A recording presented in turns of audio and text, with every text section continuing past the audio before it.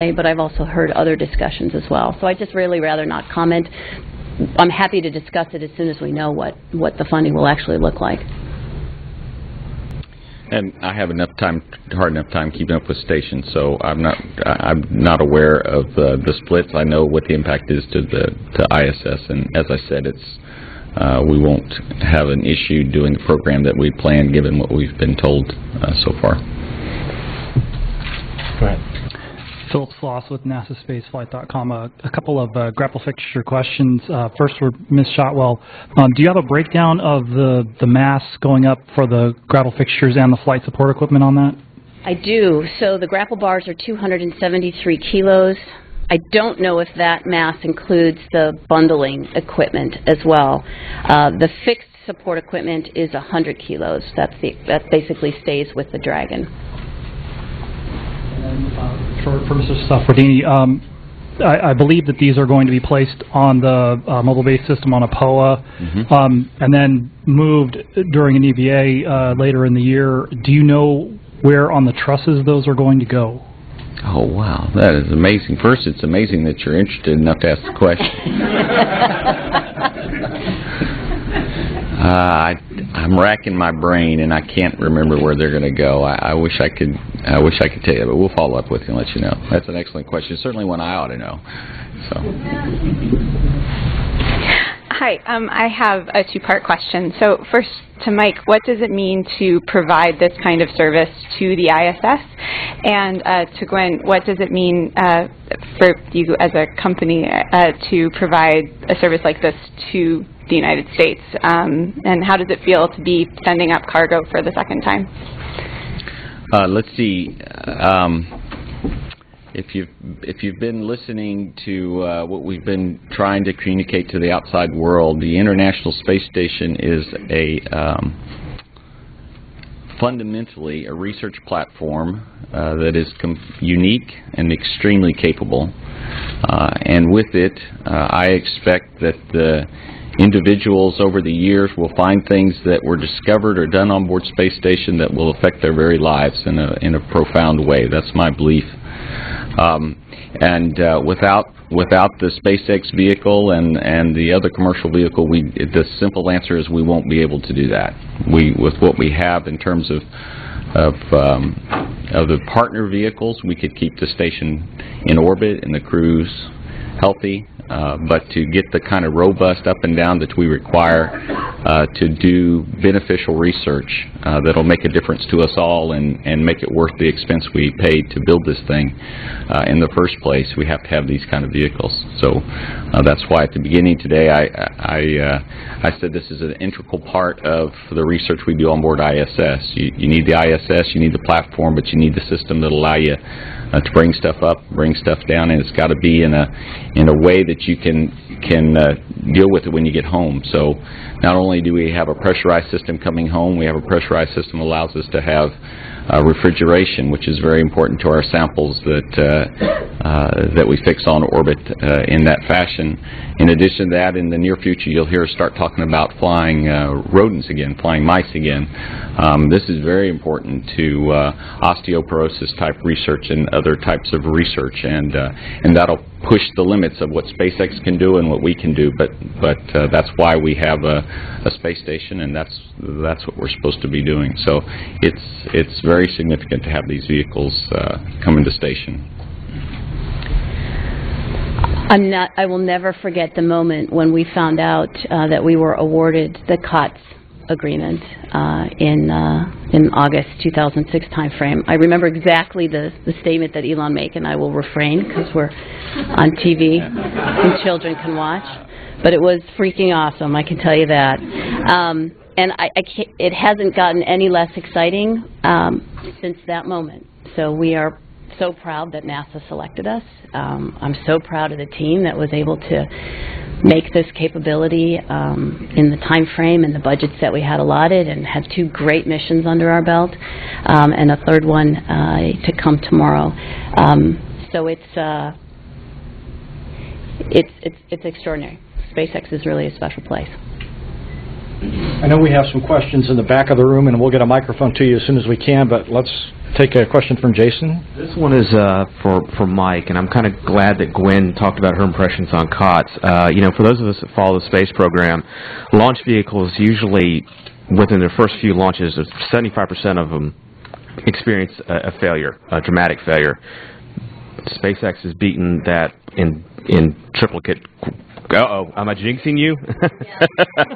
I wanted to get you, and not only that, but more importantly, the question goes to the last mission, as Irene pointed out, that they had an anomaly, and they turned it around fairly quickly, and here they are launching again. What are your thoughts about that? I mean, what's your impression of what SpaceX is doing out here and how they've managed so far?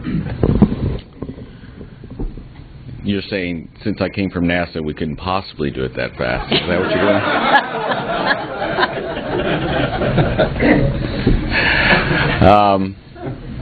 Well, what your worry is, it's all about what your driving force is and how you balance your risk, right? And so these guys are a commercial company, and it doesn't do them any good. They don't make any money sitting on the ground, so their job is to get back to flying. But if their customer's not comfortable, and I don't mean just NASA, anybody wants to fly on them, that it's not a reliable system, it doesn't do them any good either. So that's the backdrop that we got started. It really was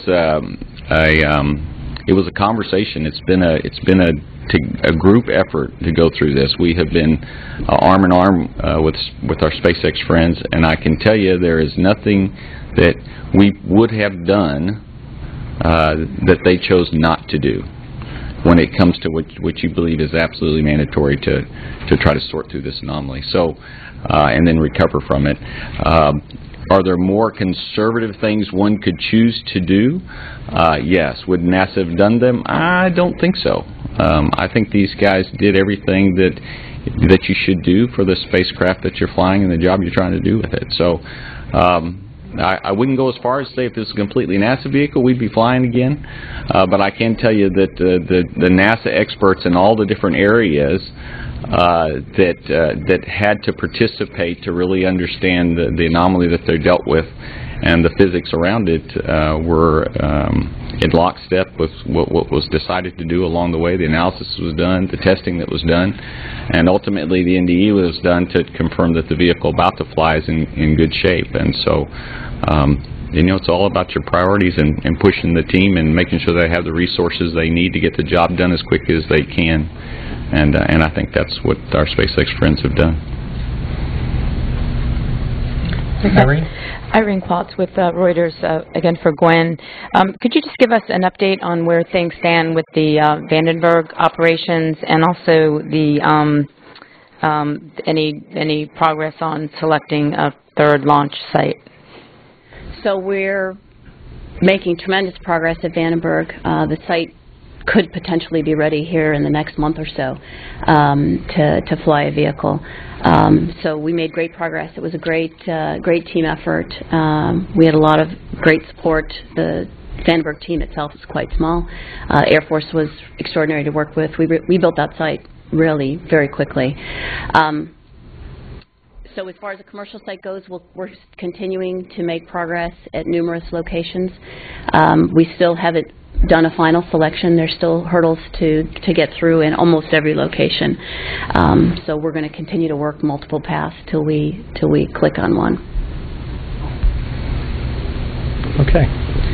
Question is for Gwen about the Falcon 9 upgrades. Is that the Merlin 1D that's on there, and then any other upgrades on that? And then the other question is, has there been a difference in the way, since so much attention was brought to CRS-1 with the engines, is there a difference in how you guys have tested, or number of times that you guys have tested between that launch and this launch? Let me get your last question first. I don't think there's been any change in the actual engine firing testing that we're doing on these engines. We have gone through and added a lot of additional NDE. I'm sorry, I hate using acronyms, the non-destructive evaluation guys. We've done a lot. We're doing a lot more there now. The Merlin 1D is not susceptible to the issue that we did see on the CRS-1 flight, however. So the upgraded Falcon 9 does have a substantial upgrade on the engines. The 1D is even more of a screamer than the 1C was. About 150,000 pounds of thrust at sea level versus on under 100,000 pounds of thrust for the 1C. Given that extra thrust, you have to extend the tanks, right? You have to leverage, put more propellant through, so the tanks are extended. Those are the major upgrades. So it was a performance enhancement, as well as this vehicle is more easily manufactured. Marcia. Marcia Dunn, Associated Press. For Ms. Shotwell, you mentioned 2,700 pounds of stuff. Was that going up because the SpaceX press kit and all the other handouts seem to indicate half that weight? So I'm just trying to clarify, give or take, how much cargo is going up aboard the Dragon? And for Mike, is any of it one-of-a-kind or urgently needed equipment, anything like that on board? So let me run through the numbers, and you can tell me if I'm wrong. In public, I've got 677 kilos of pressurized cargo and the packaging. That's the pressurized stuff. The unpressurized, the grapple bars and all its support equipment, is 373 kilos. So if I did math correctly, 1,050 kilos. Up. Down is 1,370 kilos. For a total of around 2,400 kilos. If you multiplied by 12, you would have more than the 20 metric tons required under CRS.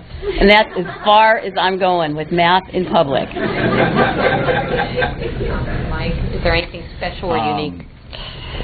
Let's see, the one thing that comes to mind other than all the research, about half of the pressurized is research hardware.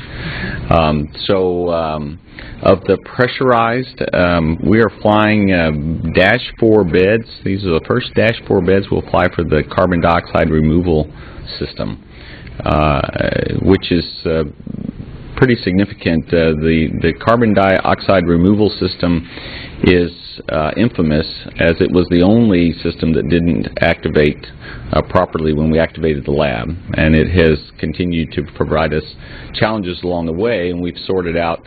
One of the big challenges had to do with the dust that's created inside these beds over time, and the Dash 4 gives us an opportunity to eliminate that concern, and also gives us an ability to clean out so you eliminate the concerns by creating screens or filters, and then of course those get plugged up. So these beds are unique in that one of the capabilities they have is the ability to clean the filters if you have to. So these beds are very important to us. Also, during the dock, we're going to take advantage of SpaceX. During the dock period, we're going to change out these two beds into one of the two carbon dioxide removal systems that are on ISS, and they return those two beds home. We're doing that so we can turn those Dash 3 beds into Dash 4s and fly them later. So those are unique. Of course, the grapple bars are unique. They're one of a kind as well. So those are the ones that come to mind off the top of my head. Hi. Go ahead. Matt Welch from the social media group. I was wondering, Gwen, if you could comment on future plans for the Falcon 9 rocket after either your contract with NASA is up. Is it just for ferrying Dragon missions, or beyond satellites and things like that? There's no question that Falcon 9 is designed to carry both Dragon as well as satellites into orbit. The next flight after this one will be a satellite delivery to orbit flight, Cassiope, and then, as I said earlier, we'll do 2 GTO missions, one for SES and then one for TICOM. Sorry, I meant like after you finish both the Dragon and the satellite missions, possibly either is it powerful enough to carry humans or any other types of cargo beyond, I guess, your current contracts? The Falcon 9 is the launch vehicle that will carry our Crew Dragon to station and other destinations, yes. Okay, over here. Hi there, Cameron Corey, social media. As Gwen had said, this is the last flight of the Falcon 1.0 flying the Merlin 1C engines. They are in a grid fashion at the moment. Okay, now with the Falcon 1.1, they're going to a circular pattern with one in the middle.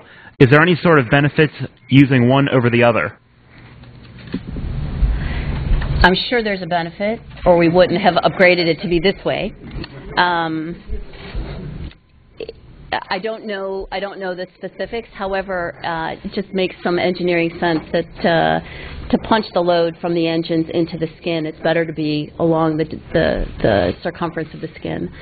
So there's only one engine that isn't closely directed at the skin, which basically carries the load for the launcher.